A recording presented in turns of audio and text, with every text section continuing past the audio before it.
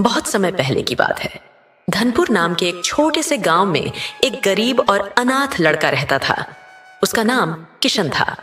माता पिता के गुजर जाने के बाद किशन के पास ना कोई घर था और ना ही कोई सहारा। वह छोटे मोटे काम करके किसी तरह अपना पेट भरता था। कभी किसी के खेत में घास काटता तो कभी किसी की भैंस चराता। लोग उसे काम के बदले खाने के लिए कुछ रोटियां दे देते और इसी से उसका गुजारा चलता। रात में वह गांव के पुराने मंदिर के बाहर सो जाता। ठंडी हवा में सिकुड़ते हुए वह आसमान के तारों को देखता और सोचता, क्या मेरी जिंदगी कभी बदलेगी? गांव के लोगों की बातें और ताने सुन सुनकर एक दिन किशन ने ठान लिया कि अब वह यहां नहीं रहेगा।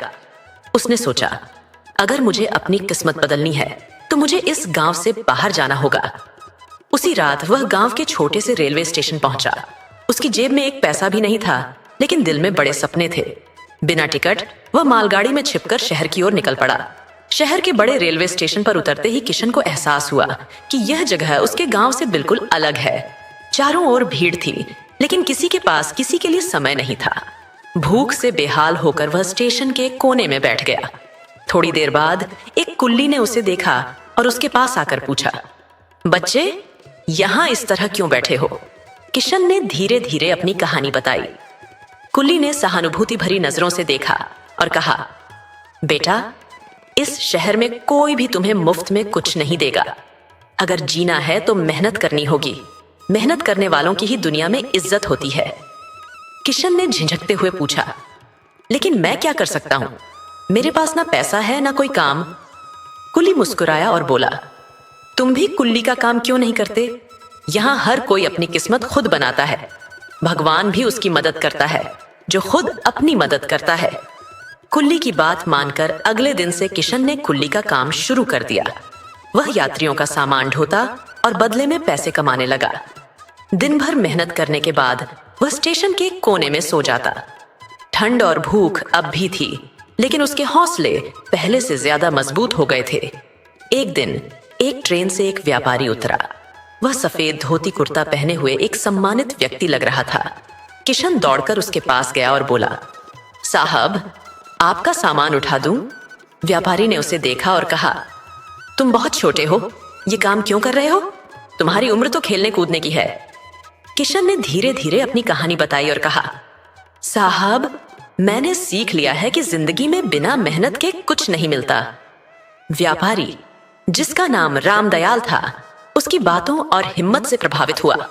उसने कहा, बेटा, मैं तुम्हारी मेहनत और लगन की सराहना करता हूं। मेरे पास एक कपड़ों का गोदाम है। अगर तुम काम करना चाहते हो तो मेरे साथ चलो। मैं तुम्हें अच्छा काम और पैसा दूंगा। व्यापारी की बात सुनकर किशन की आंखों में खुशी के आंसू आ गए। उसने हाथ जोड़कर कहा, साहब, आपने मेरी जिंदगी बदल दी। रामदयाल मुस्कुराए और बोले, यह तुम्हारी मेहनत का फल है बेटा। हो सकता है भगवान ने मुझे तुम्हारी मदद के लिए भेजा हो। अब किशन गोदाम में काम करने लगा।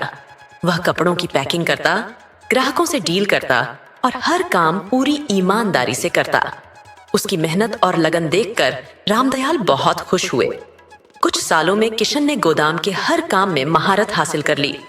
अब उसकी उम्र 25 साल हो चुकी थी और उधर रामदयाल 60 साल के हो गए थे। एक दिन उन्होंने किशन से कहा, बेटा, अब तुम अपने काम में निपुण हो गए हो। अब समय आ गया है कि तुम खुद का व्यापार शुरू करो। मैं तुम्हारी मदद करूंगा। रामदयाल की मदद से किशन ने कपड़ों की एक छोटी दुकान खोली। अपनी ईमानदारी और मेहनत से उसने दुकान को सफल बना दिया। धीरे धीरे उसका काम बढ़ता गया और कुछ सालों में उसने रामदयाल का सारा कर्ज भी चुका दिया। आज किशन एक सफल व्यापारी है, लेकिन उसने अपने संघर्ष के दिनों को कभी नहीं भुलाया।